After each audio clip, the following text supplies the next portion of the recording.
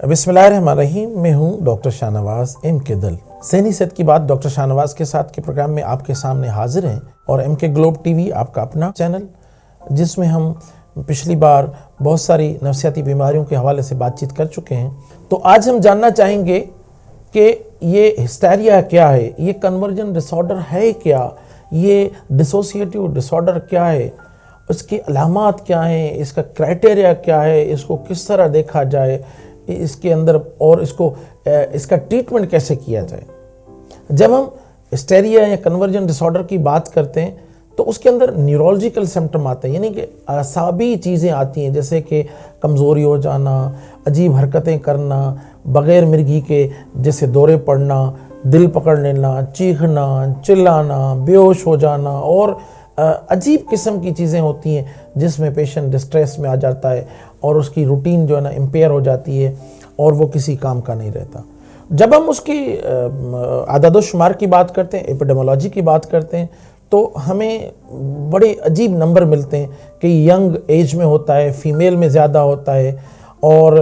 Physical اور role and social functioning ان کی ڈسٹرب ہو جاتی ہے، اور اس کی جو آنسیٹ ہے 10 سالوں سے 25 سال کی عمر کے اندر اس کی زیادہ ہوتی ہے۔ اور یہ کیوں، یہ ہسٹیریا کیوں ہوتا ہے؟ ایک سوال ابھرتا ہے کہ ہماری بچیاں دوروں میں کیوں چلی جاتی ہیں، ہم ان کو کیا، کیونکہ جب ہم فرائیڈ کی بات کرتے ہیں، جب نفسیات کی بات کرتے ہیں، تو ہم پرائمری اور سیکنڈری گین کی بات کرتے ہیں کہ جو ہمارے اندر جو اسٹریس ہے، ٹینشن ہے، اور اندر میں جو عجیب سی چیزیں ہیں، ان کو ہم کسی نہ کسی علامت کو جو نا اس نقل اتار کے ہم اس علامت کے اندر اپنے آپ کو لے کر آتے ہیں، اور ہمیں جو اٹینشن ملتا ہے اپنے فیملی کی طرف سے، وہ ہم جب گین ہوتا ہے تو اس کو ہم سیکنڈری گین کہتے ہیں۔ سب لوگ ہجوم بن جاتا ہے، ہماری اہمیت بڑھ جاتی ہے، ہمیں بہت سارا جو نا اٹینشن ملتا ہے۔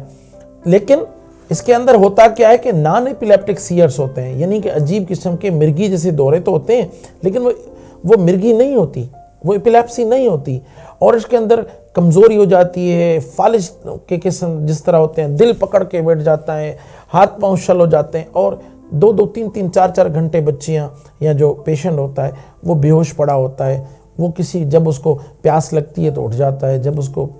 کوئی حاجت ہوتی ہے تو اٹھ جاتا ہے، لیکن کسی چیز کی ضرورت ہوتی ہے تو اٹھ جاتا ہے، لیکن تو 3-3 گھنٹے ایک پوسچر بنا لیتا ہے، یا جھٹکے لاتا ہے، یا اس طرح کی کوئی چیز آتی ہیں،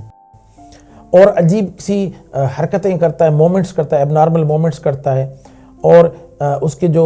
اسپیچ ہے وہ بھی ڈسٹربنس میں چلی جاتی ہے۔ جس طرح وہ اردو میں بولتا ہے تو سندھی بولتا ہے، سندھی بولتا ہے تو کسی اور زبان میں بولتا ہے، یا حرف عام میں ہمارے کہتے ہیں کہ جن آ گیا، حاضری آ گئی، اثر آ گیا، یہ ہو گیا، باباؤں کے پیچھے، پیروں کے پیچھے، درگاہوں کے پیچھے، تعویذ گنڈے کرنے والوں کے پیچھے وہ مریض چلتے رہتے ہیں۔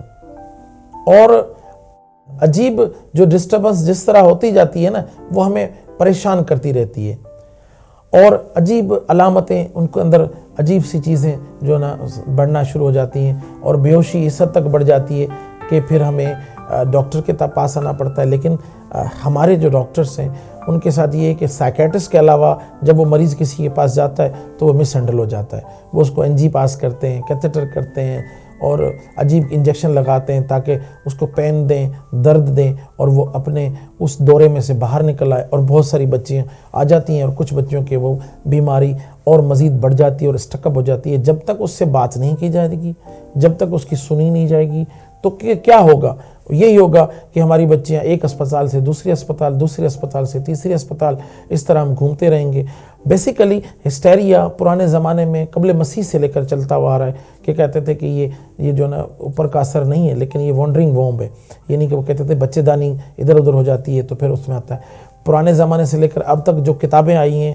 DSM-5 ہے، ICD-11 ہے، یا اور جو بھی ہیں، ان کے اندر یہ کہا جاتا ہے کہ یہ سمپٹمز پیورلی سائیکوجینک، یعنی کہ نفسیاتی دوروں کے ہوتے ہیں۔ اس کے اندر ہم اس کو مس پرسیپٹ کرتے ہیں، اس کو مینیپولیٹ کرتے ہیں، اس کو ہم پھر کسی اور طرف لے کر جاتے ہیں، پھر یہ کہتے ہیں کہ شادی کرا دو، یہ کرا دو۔ ایسی کوئی بات نہیں ہے، کیونکہ سائیکو ڈائنامک ایکسپلینیشن یہ کہتی ہے کہ آپ کے لاشعور کے اندر کنفلکٹ جب ہوتا ہے، جب ہمارے انسٹنکٹس اور امپلس یا کوئی نیگیشن یا کوئی ایسی قوت جو ہمیں اپنے لاشعور کے اندر، کیونکہ ہسٹیریا کا جو بیماری ہے ہسٹیریا کی وہ لاشعور کے اندر سے پنپتی ہے. لاشعور کے اندر جو انفلفلڈ وشز ہوتی ہیں, جو خواہشیں پوری نہ ہوئی, جو گھٹ گئیں, جو مر گئیں, جو کسی طرح بھی باہر نہ نکل پائیں, جو ایسی چیز وہ پھر اس کو شعور میں جب لاتا ہے تو کسی نہ کسی علامت کی صورت میں آ جاتا ہے, اور پھر وہ مینپولیٹ ہو کر دورہ بن جاتا ہے. پھر عجیب سی اس کے اندر سچویشن آ جاتی ہے. اور DSM-5 نے یہ کہا کہ کلینکل فائنڈنگز میں کہ انکمپیٹیبلٹی ہو جاتی ہے, اور اس کے اندر عجیب سی وہ جو آپ کو میں نے بتایا نا کہ ڈسٹریس ہوتی ہے, سوشل امپیئرمنٹ ہو جاتی ہے, اور ہم پھر بھاگتے ہیں میڈیکل کی طرف. پھر ہم کہتے ہیں کہ دل کا دورہ ہو گیا, پھر ہم کہتے ہیں مرگی ہو گئی, پھر ہم کہتے ہیں فالج ہو گیا, پھر ہم کہتے ہیں کہ یہ ہو گیا. لیکن وہ ہسٹیریا ہے. آج کل نوجوان بچیوں کے اندر بہت ساری ایسی چیزیں آ جاتی ہیں, عجیب مومنٹس ہونا, ایب نارمل مومنٹ, ڈسٹونیا ہو گئی اور چل نہیں سکیں گی, جھٹکے ہو گئے, ٹریمر ہو گئے, ایک ٹانگ ایسے کانپ رہی ہے, ایک ہاتھ کانپ رہا ہے, اور اس کا اگر اٹینشن ڈائیورٹ کرتے ہیں تو پھر وہ ہاتھ اور ٹانگ کا جو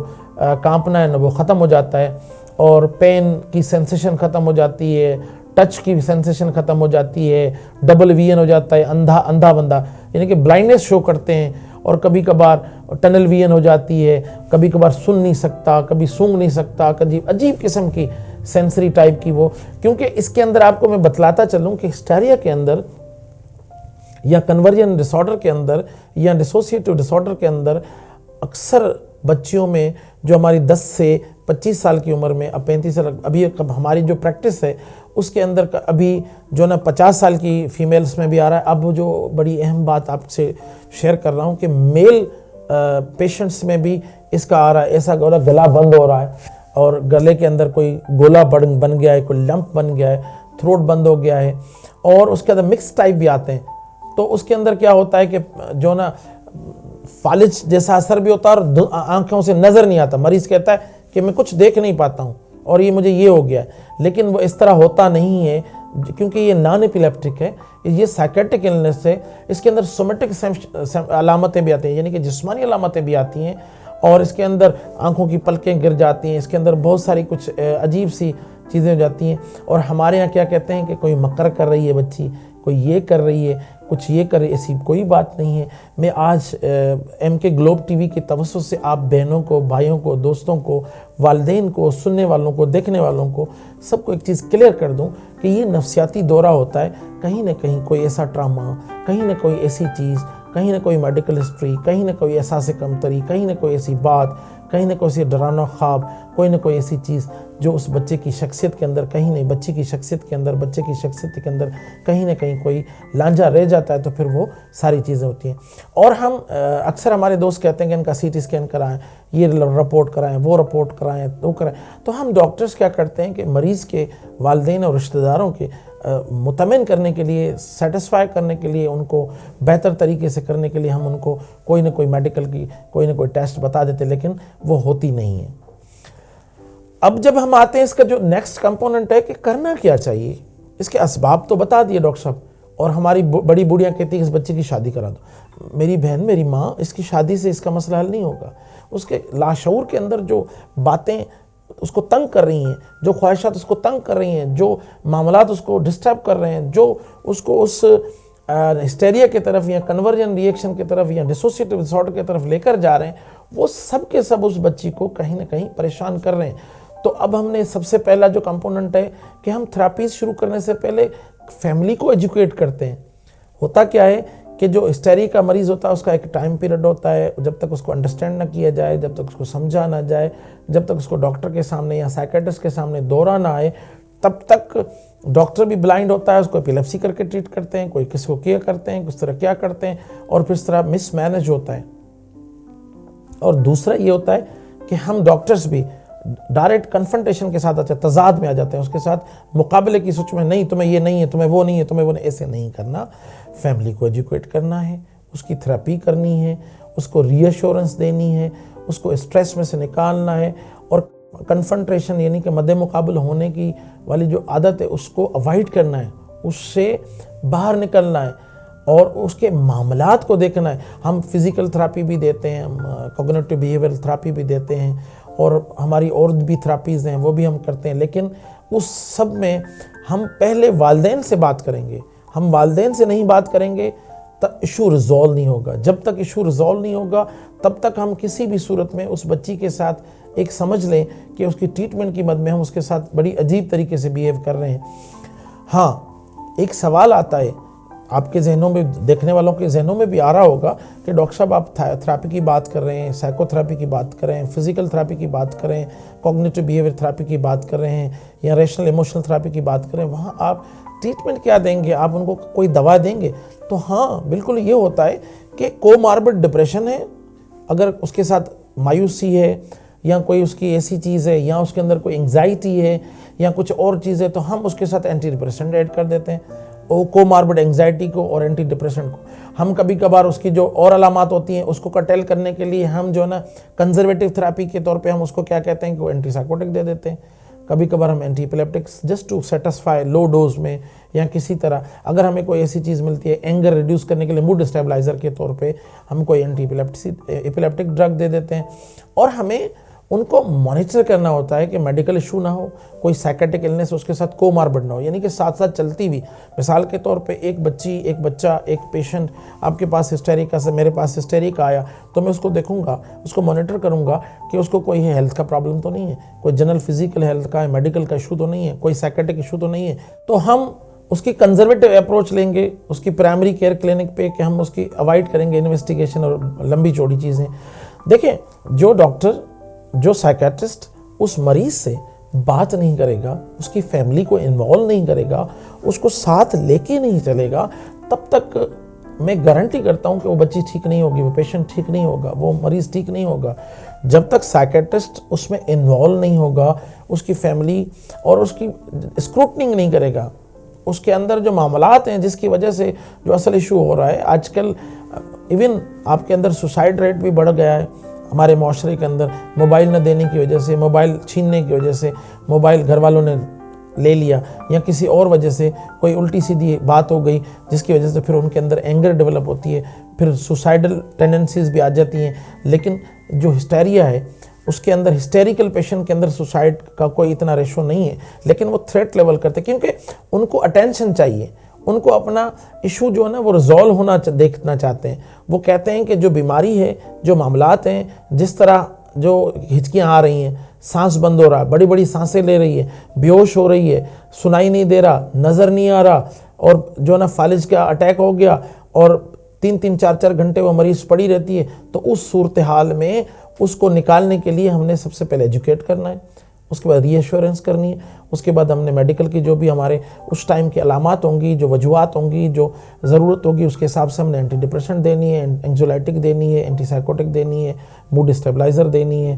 یا کچھ دینی ہے، نہیں دینی ہے. لیکن میں جو اہم میسج آپ کو دینا چاہتا ہوں، والدین کو دینا چاہتا ہوں، وہ سب سے زیادہ اہم میسج یہ کہ آپ نے خود کو ایجوکیٹ کرنا ہے کہ اس مریض کے ساتھ کیسے چلنا ہے. اس کے بعد آپ نے کیا کرنا ہے کہ اس مریض سے ڈاکٹر نے بات کرنی ہے کہ بیٹا، میرے بچے، میری بہن، میری بیٹی، آپ کو یہ معاملات ہیں، آپ اس کو اس طرح اگر ہینڈل کریں گی تو یہ معاملات ہو جائیں گے. لیکن ہم نے سیکنڈری جو چیزیں ہوتی ہیں اس کے ساتھ ان کو ضرور کرنا ہے. کبھی کبھار ہم نے ملٹیپل، دیکھیں